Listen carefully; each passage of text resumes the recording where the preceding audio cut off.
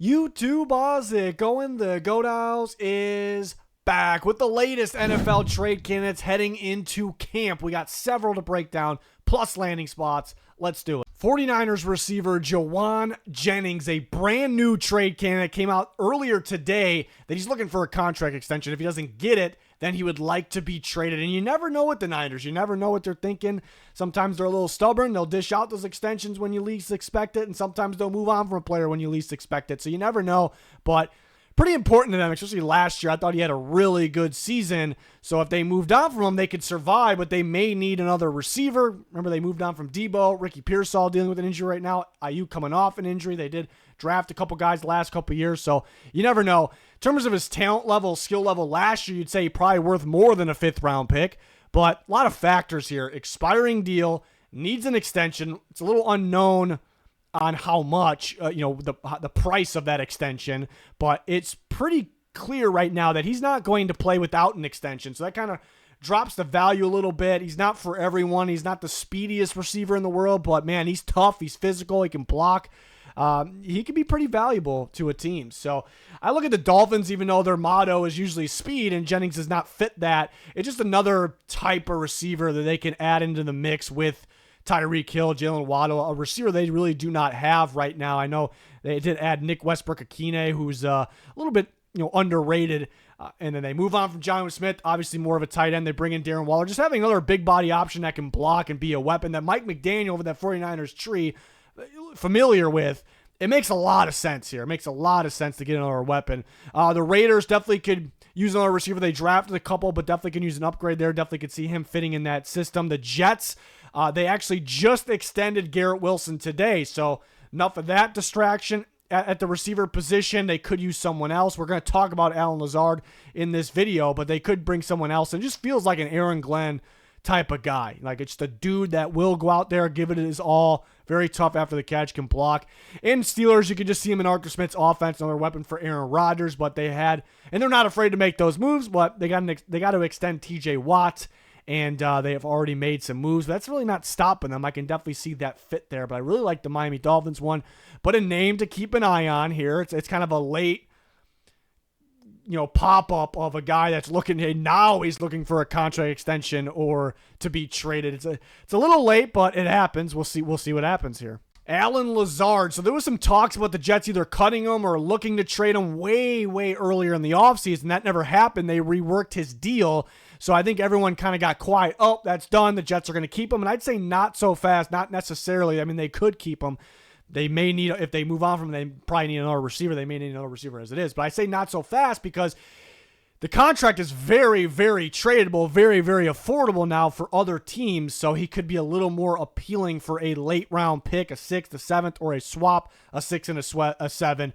And you instantly think of the Steelers because he goes wherever Aaron Rodgers goes. Now, that doesn't mean it has to happen. The Steelers, Mike Tomlin's not really going to take shit from Aaron Rodgers, right? But they could use another receiver, so you could see that happening for the right price. Be similar to them trading for Mike Williams last year, that style receiver that they could use another one of here. And Mike Williams is on the Chargers now. The 49ers have been sniffing around a little bit, looked into Gabe Davis. They probably gave him a physical. They never signed him, so probably, I'm assuming he didn't pass that physical, but you never know. Maybe they're just kind of waiting for the price to come down. But Ricky Pearsall injured, Ayuk coming off injury. Now there's Jauan Jennings situation. They could trade him and then add Lazard for next to nothing. It's possible. Could use a receiver as it is. You can see the Cardinals, like they need some depth that could also be part of the rotation. The Raiders definitely could use someone else as well. And the Giants, they also looked into Gabe Davis, but never signed him. I'm wondering if he did not pass a physical. It's very realistic, very possible. So some teams that really stood out. The Steelers with Aaron Rodgers there and maybe in need of another receiver, but they don't necessarily need like an every down receiver, but a guy that can play.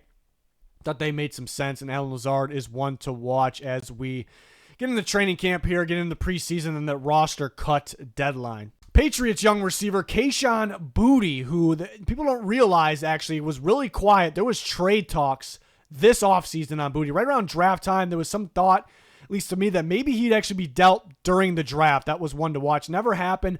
I'm assuming, and I feel strongly about this, that the issue is compensation because he was semi-productive last year. He made some big splash plays. Of course, his hands need to be more consistent, but so he's promising. He's young. He's got upside. He looked like a future star at one point at LSU. So again, it points back towards upside. It's a guy you possibly want to work with. So the Patriots aren't going to just give him away, perhaps, but there's been some character concerns with him in the past. Nothing major. He does have some drop concerns. You don't really know fully what he's going to be right now. So I just don't think teams are willing to give up a ton. A 6th-round pick makes some sense. The Patriots don't have to accept that, but at the same time, the Patriots have a long list of wide receivers. All these guys cannot make the roster. You imagine they're going to keep guys like Diggs, and they drafted Kyle Williams, and they have some other young guys that they recently drafted they like that, they're probably going to keep. We talked about Kendrick Bourne. Is anyone going to trade for him since he's injured nonstop and a little bit more pricey? Not that he's too pricey. So this could be the top trade candidate in other teams' eyes out of the Patriots receivers. So those trade talks could kind of spark back up. So I'm looking for teams that just kind of need a rotation receiver that kind of, also want a younger receiver to kind of be a part of what they're building over there. The Giants make sense. The Browns, the Falcons definitely could use a depth receiver. They don't need a starter. And the Raiders could use someone else as well. Like the Giants, but hard to pinpoint a team for him because, almost any team, even a team that just feels like they really need like a 5th receiver or a 4th receiver, even any of those teams could be interested. But one of the roster bubble situations I'm looking forward to most, which receivers make the Patriots team. So looking forward to that. Another receiver, and an interesting one, because Olamide Zaccheaus just signed with the Chicago Bears this offseason, and he had a really solid season for the Washington Commanders last year. So goes to the Chicago Bears, felt like a good option for them as a slot receiver replacing Keenan Allen, and they already have DJ Moore. They already have Roma Dunze for the outside as well. And they go and draft a stud slot receiver in Luther Burden. They also draft in the 1st round Colson Loveland, who can play a little bit of everything. And they have Cole Kmet at tight end. We've been over this over and over again. They have pretty good options. They have a lot of options, and their teams don't really carry 2 starting slot receivers. As Zaccheaus is going to be happy as a backup slot receiver, I'd imagine they'd rather play Luther Burden, who he played like 90% of his snaps, in the slot, and that's where Zaccheaus is best. There's going to be a team out there that would offer the Bears something, and he would be a more important piece as a slot receiver to those teams. So I totally can see it. For them getting something out of him rather than just stashing him, or even I don't see them cutting him. So the Eagles, I like that fit. They don't need him, right? They have A.J. Brown and Devontae Smith for the outside. Those guys play, heavy amount of snaps. And then Jahan Dotson's probably next in line. This could be some competition for him, maybe even an upgrade. Remember, they actually traded for Dotson, last year around this time. Zaccheaus played, the Eagles twice last year. I thought he had a really good season. That could be an interesting team there. 49ers, again, if they, move on from Jauan Jennings, they could be looking for another receiver.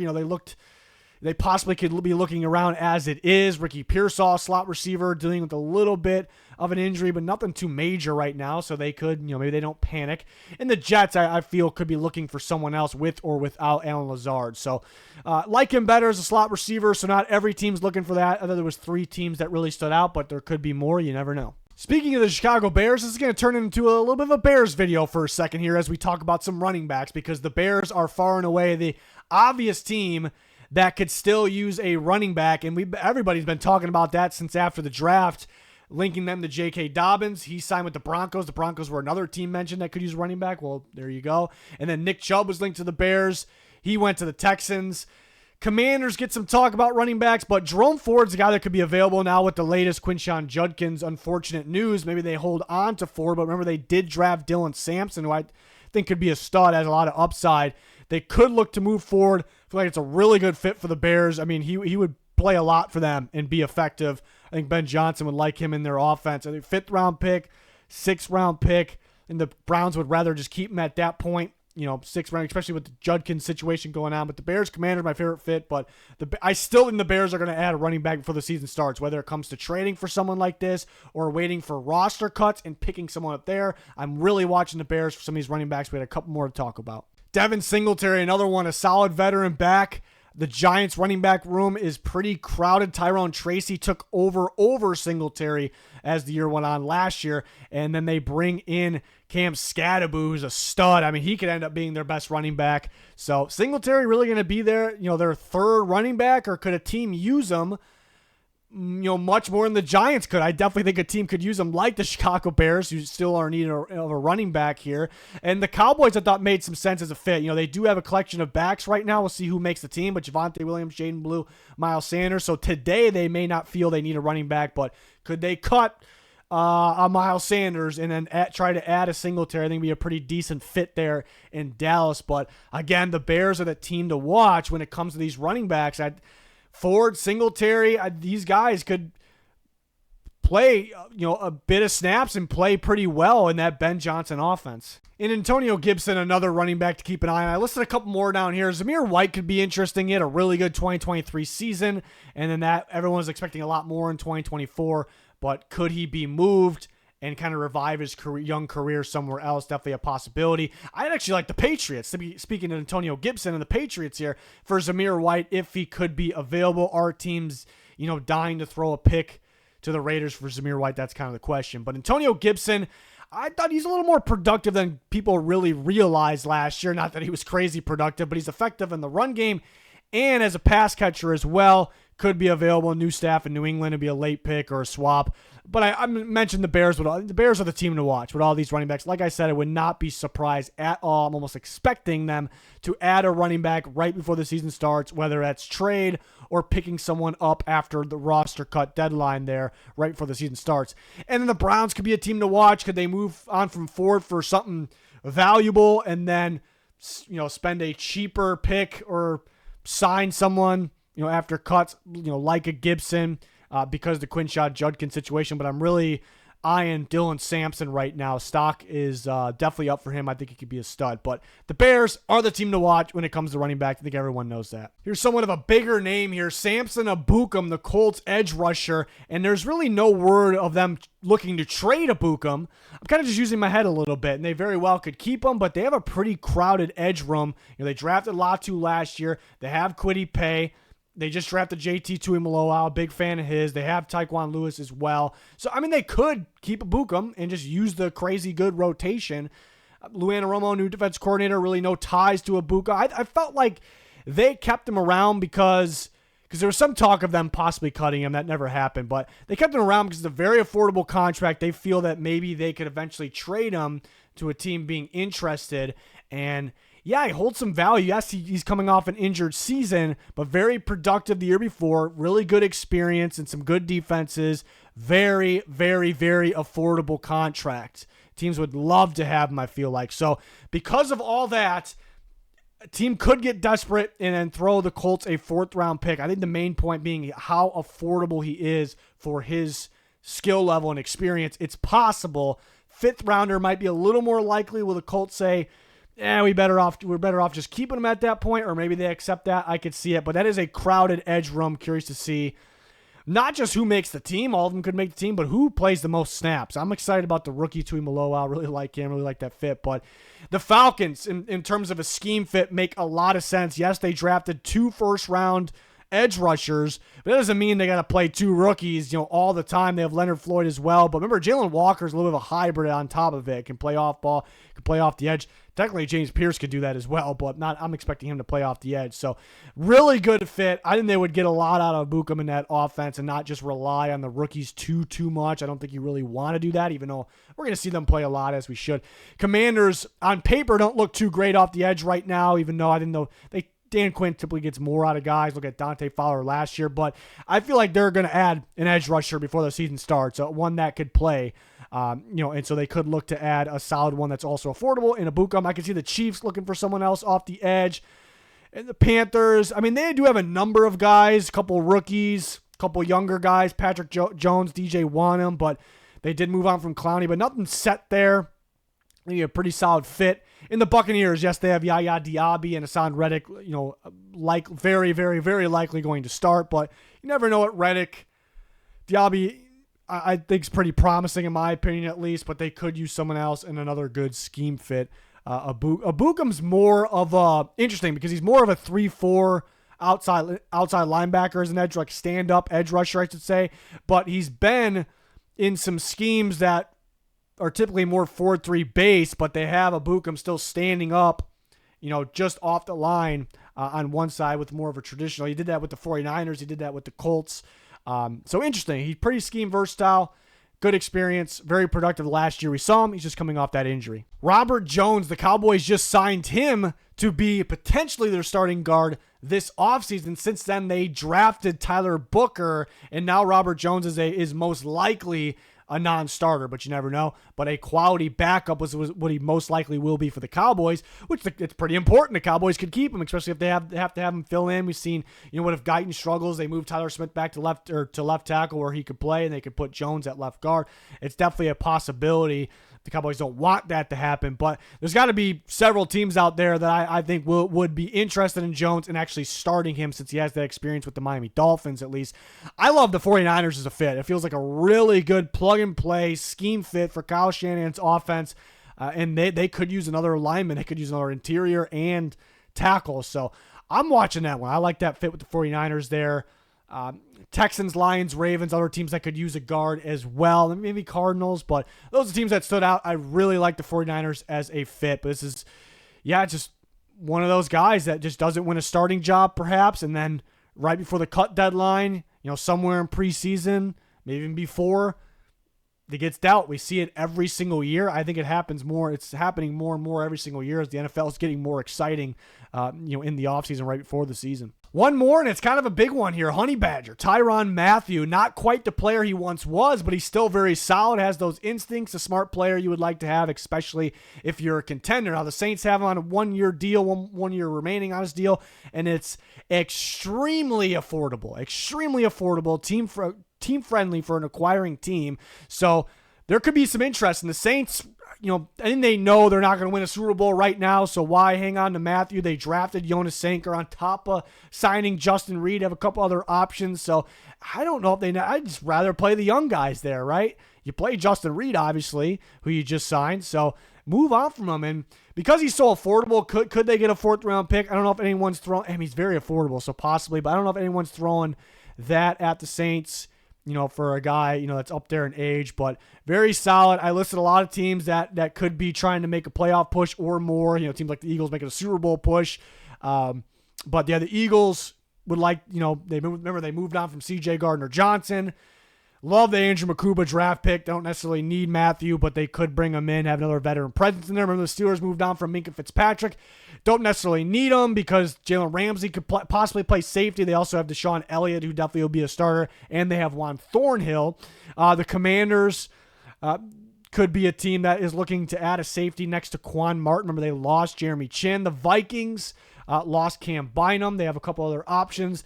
The Bears, just because Dennis Allen was with the Saints, for so long, but last year, now the Bears defensive coordinator, Brisker was dealing with a little bit of injury last year. They don't really need a safety, though. I feel like Brisker and Byard could be solid options, but it couldn't hurt to have a guy fits the defensive coordinator's defense and just to kind of get better. Back with the Chiefs, a little possibility. They moved on from Justin Reed, but they have some young guys that'll step up. Obviously Cook in the starting lineup, and Hicks is who they want to have step up. Jaden Hicks, that is, for Justin Reed. They feel pretty confident with that. They have Mike Edwards back in there. In the Bills, originally wasn't going to list the Bills because they have a number of safeties that's just a little wide open over there. Taylor Rapp is a pretty underrated player, but got injured late last year. They have DeMar Hamlin, obviously. They brought in Forrest, Cole Bishop. It's just there's no really sure thing. I'd say Rapp is, as long as he's healthy. And Matthew's quite cheap. The Bills are very, very thin on cap space, but it's somebody they actually could afford, and they would actually get better deep in their secondary there. So, some teams just that could be, like teams like the Bears probably, trying to make that playoff push and make them even better. The Steelers trying to do more than just win a playoff game. The Vikings, same thing. They're kind of like the Steelers there. And then the Eagles, Commanders, the Chiefs, Bills trying to contend for a Super Bowl. I think those are the type of teams that'd be looking to add a Tyrann Mathieu type player. So an interesting, bigger name to watch there. But yeah, these are kind of the newer names that I thought of are really ones to watch as we head into the season. We'll have more updates, of course, and yeah, I really love the content we did, in that preseason or right before the season, the roster deadline time last year. We're going to do that again. It's actually a really fun time as football nears it, and we're getting there. I just can't wait for our weekly content to be back. But join us, like, subscribe, turn notifications on. It's going to do it. Thanks for watching. Goodbye.